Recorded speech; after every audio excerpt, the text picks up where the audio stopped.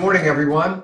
One of the things I really like about the book of Genesis is that it's very real and how Abraham and Sarah were very real people.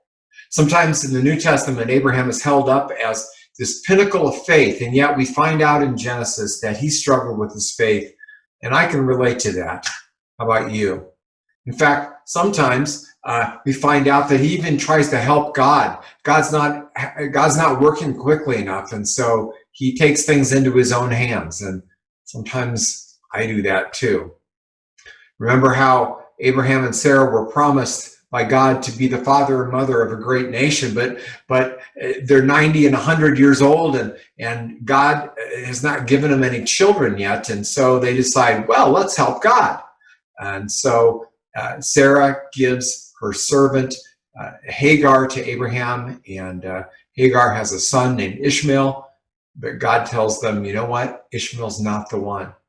You guys don't need to help me keep my promises. I can do that on my own.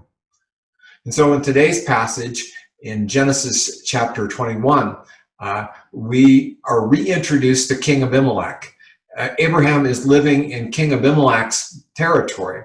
And so in Genesis chapter 20, the background to this is that Abimelech had taken Sarah into his harem because Abraham had lied to him and said, she's not my wife, she's my sister.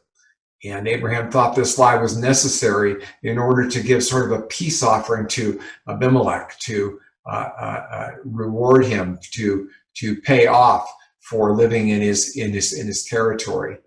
But God revealed to Abimelech who Sarah was in a dream. In fact, he told him, if you touch her, you'll die. Suddenly, Abimelech believed, and he sends her back to Abraham.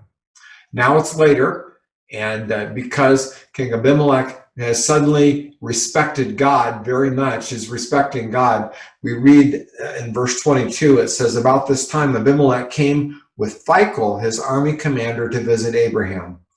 God is obviously with you, helping you in everything you do, Abimelech said. So swear to me in God's name that you will never deceive me, my children, or any of my descendants.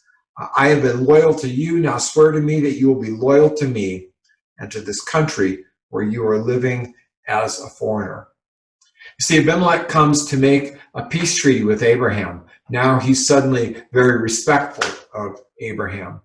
And they formalize this peace treaty. It even includes some water rights over a disputed well. And Abraham celebrates by going out and planting a tree and then worshiping God. I think the message is very loud and clear in this passage. The message for us is that God faithfully provides. God didn't need Abraham's adulterous schemes to fulfill his promise for a son. God didn't need Abraham to lie about Sarah to provide Abraham with a peace with his neighbors. Sometimes we think that lying, it can only be the way to get to the desired end, but sin never prospers us. God wants us to live honestly and faithfully with him, trusting him every single day. He does not forget his promises. God faithfully provides. Have a wonderful day. If these devotional videos are helpful to you, subscribe to our channel and click the notification button so you know when we post a new video. And of course, please share them with others.